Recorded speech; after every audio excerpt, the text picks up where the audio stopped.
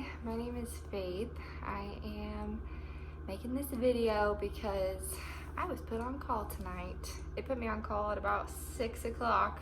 Work starts at 6:45 basically, so I was all ready to go.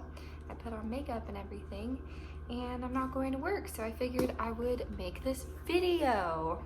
I am a labor and delivery nurse. I've been a labor and delivery nurse for about 10 months, I think. I started last September. Just wanted to make this video to kind of talk about how I got my role as a labor and delivery nurse and a new grad labor and delivery nurse in a nurse residency. I remember being in nursing school and starting the job hunting process and feeling very lost and confused, and like no one really knew how to help me. There was a lot of things that I didn't realize went into it. Okay. I just had to put my dog up because he was biting my hand as I was speaking. It just seems like I didn't really have a lot of help figuring out what to do with applying. I also wanted to do labor and delivery. That is like pretty much the main specialty that I've always wanted to do.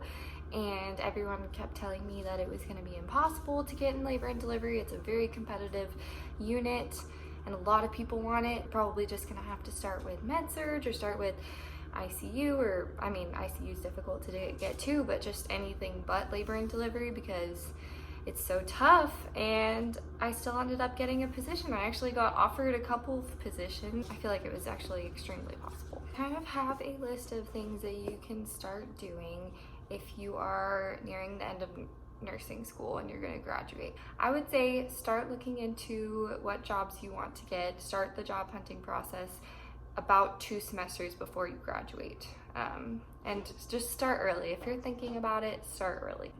So the first thing that I want to talk about, I think, is the single most important thing that helped me with getting my job and just staying organized, that not a lot of people knew about, not a lot of people used, and I think it was just great. You're going to be applying to a lot of different hospitals, unless you're like some of my friends who only applied to like 3 places.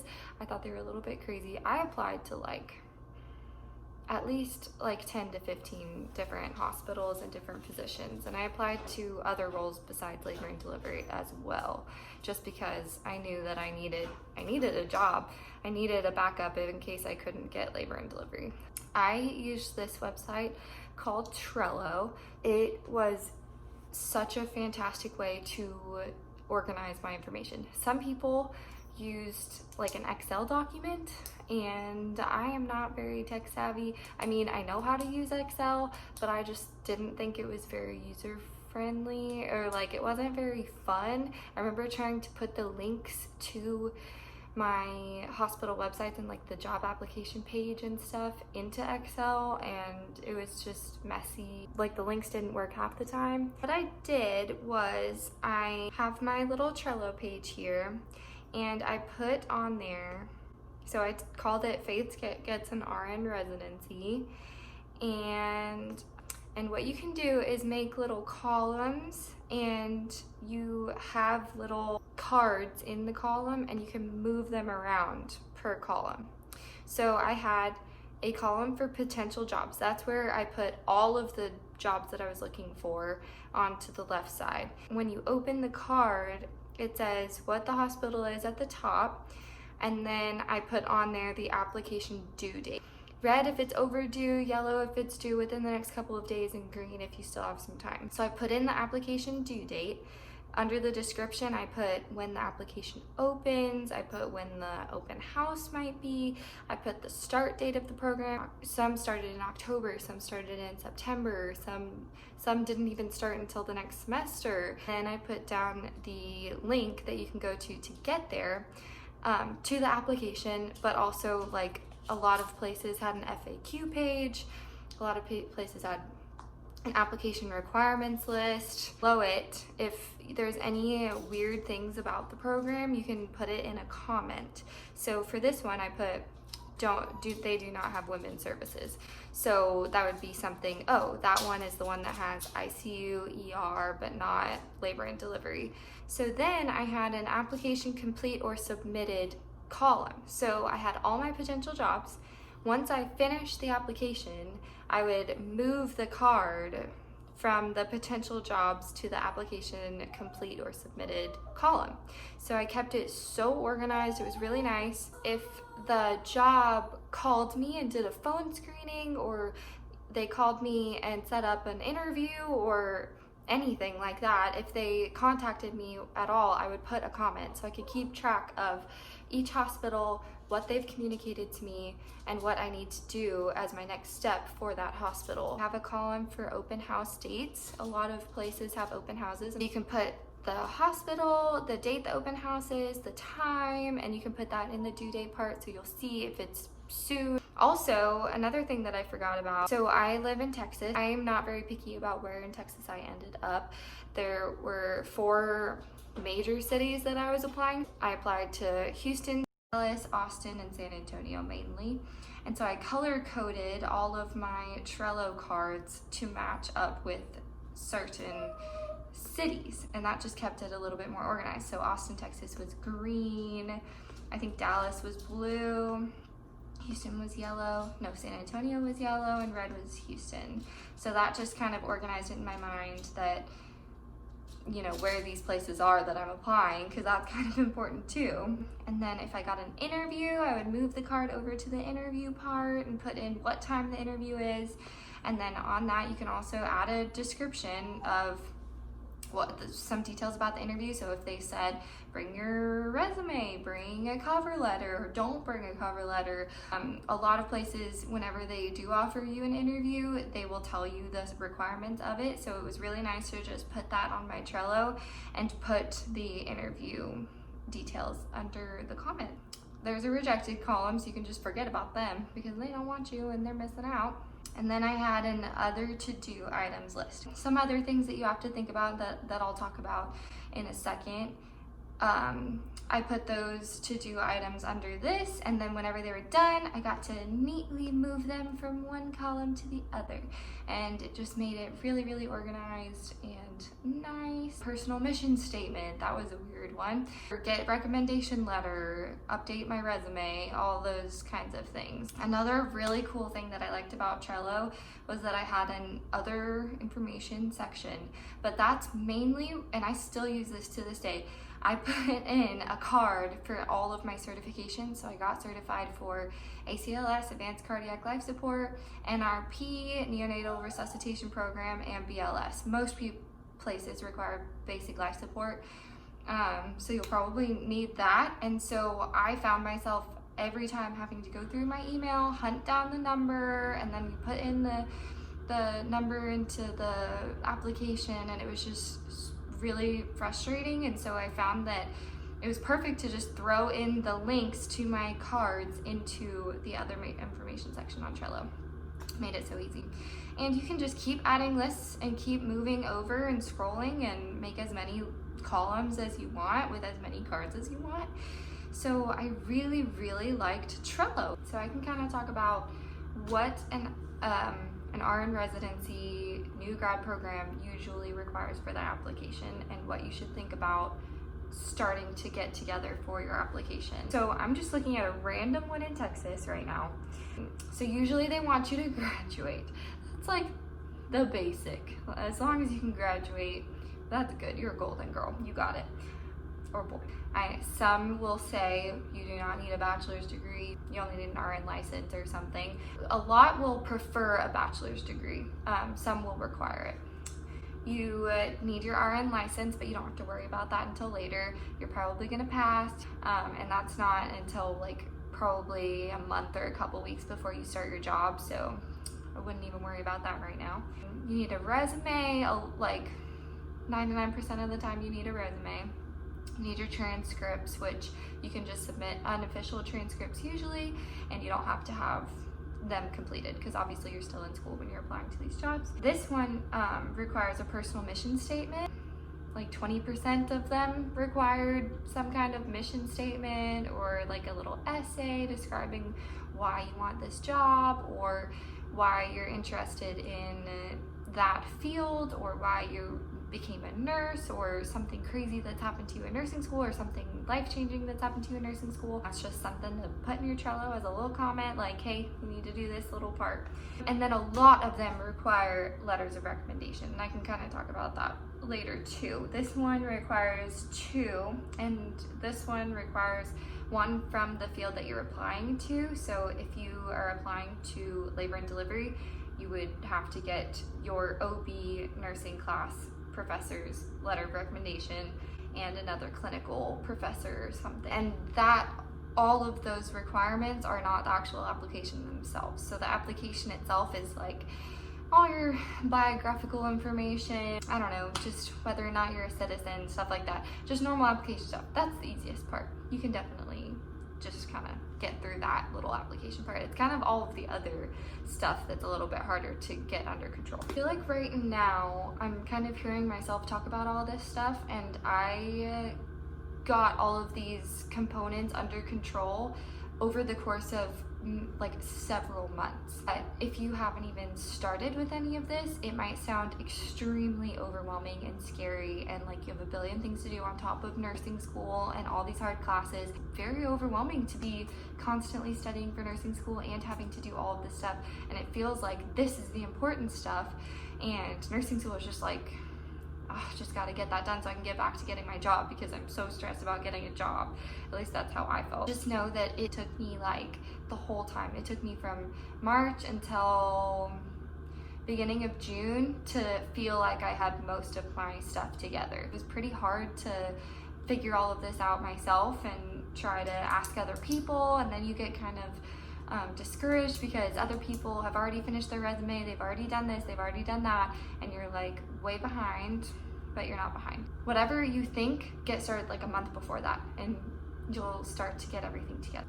How my timeline kind of went was in March, that's when I started looking into the hospitals, and I remember being at home. I think I was on spring break, and my mom and dad and brother were all wanting to hang out with me, and I was stressing at the kitchen table, searching for hospitals, searching for programs.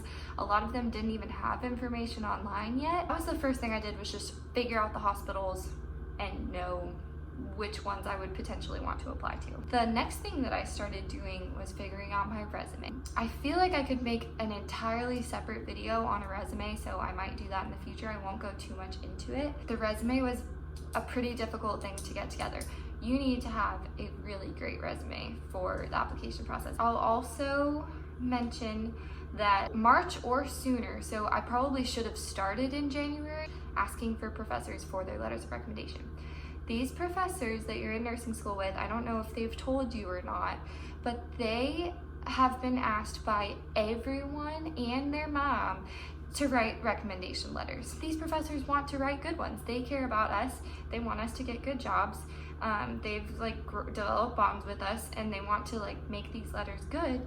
So it's gonna take them a little bit of time. So I ended up getting 5 good recommendation letters. It took all of them probably at least a month to get back to me, if not several months. Ask early, that way you're kind of early on their little waiting list. You need those for almost everywhere, at least 2. So just ask your professor, be really nice, they understand. I know it sounds like a lot to ask them to write some good stuff about you, but they've done this. They know that this comes with the job, and they will help you out. The next thing that I want to talk about, I'm pretty excited about. The thing that I think got me all my jobs. I learned about it from someone at an organization I was involved with. She said she got every job that she applied to, basically. It is a portfolio. Every time I bust this thing out, I'll kind of hold it up. So this is the back. I'm gonna cover up my name and email and all that. This is kind of what the front looks like. Cool little plastic thing. And then it goes into the rest of it. This compiles all of those application components that I was talking about into a physical thing that you can hand to the people that are interviewing you. Or you can bring this to an open house. Every time I brought this to an interview, they were all asking to take pictures of it and send it to their friend or their other supervisor or the manager or whatever, and they were so impressed, and I just felt really cool, you know, because it wasn't my idea, but no one does it. It's such a key thing to having that little bit of edge that gives you that little bit of impressiveness that gets you the job. I'll talk about what goes into my portfolio. So on the front, I put my name and then my personal mission statement. So we had to actually make these in nursing school. It's not required to put this on your portfolio at all, but sometimes it kind of just gives them an extra thing to look at if they're into that. If they're not, they just skip over it. I made mine. I devote myself to being a knowledgeable professional nurse committed to lifelong learning and providing empathetic and compassionate care. And then I put on the front, put my email in bold. Under that, I put my address, and then under that, I put my phone number in bold. At the top of every page, I put kind of like on a resume, so your name at the top, and then I had my address, email, and then my phone number. So I had that heading the top of all of my pages. First page, you're gonna find the table of contents.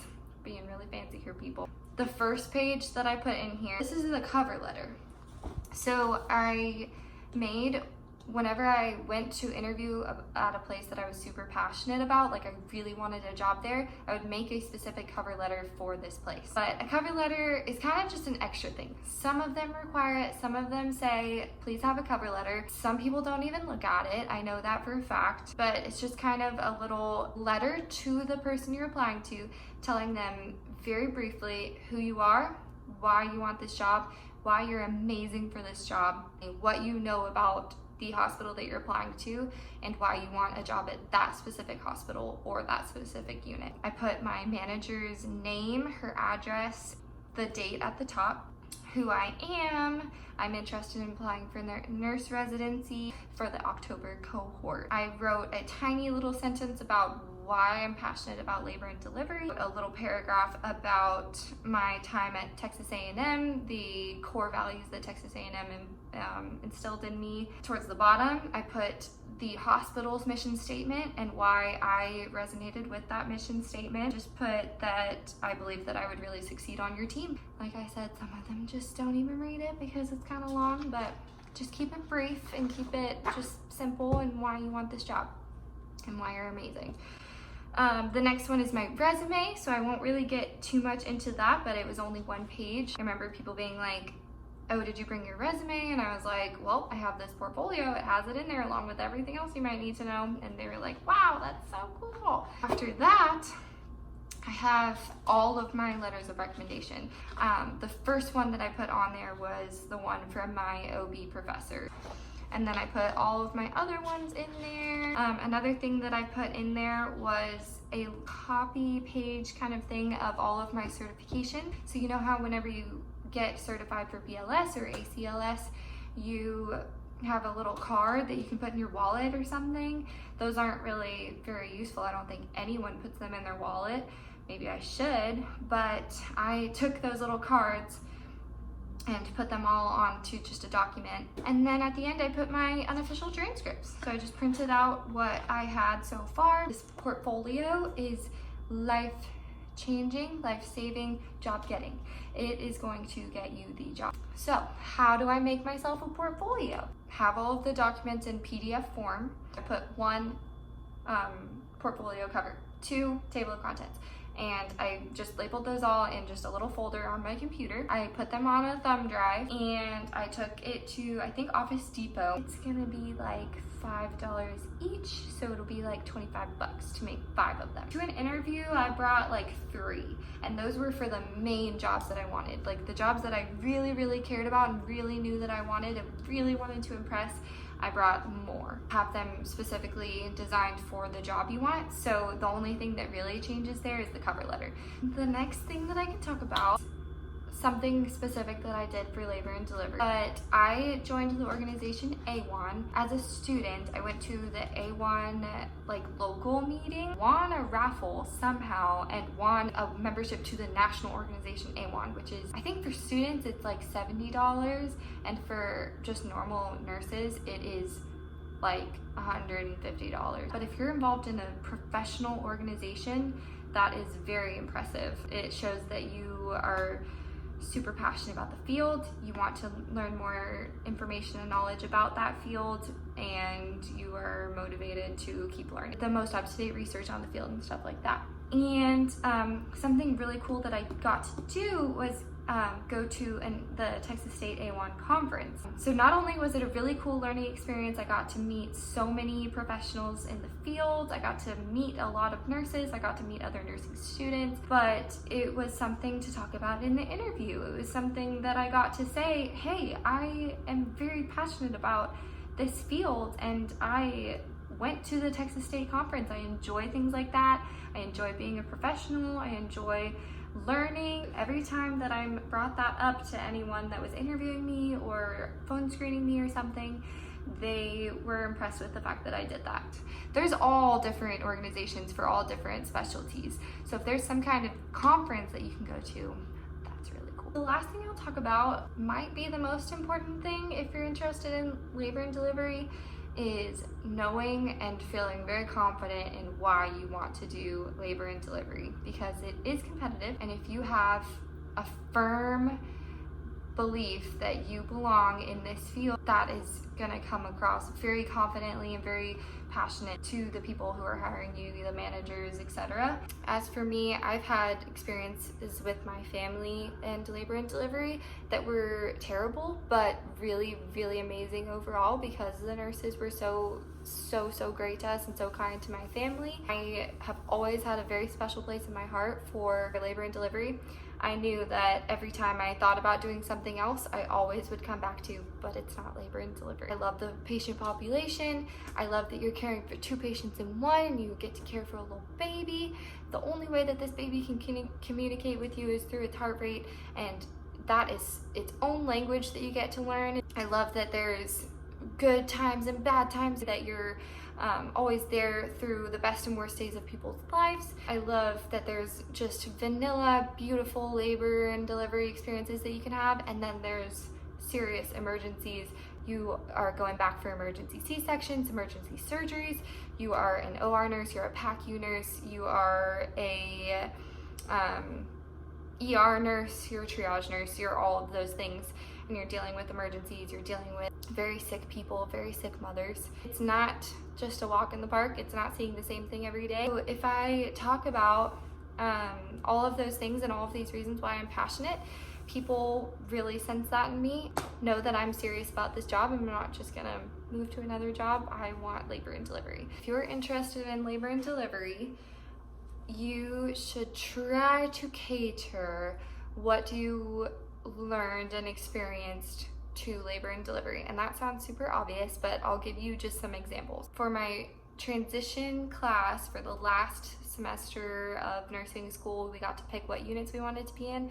I put labor and delivery as the first one. So I literally only got 3 days in labor and delivery. Maybe like 4 or 5 if you count all like OB clinical and labor and delivery.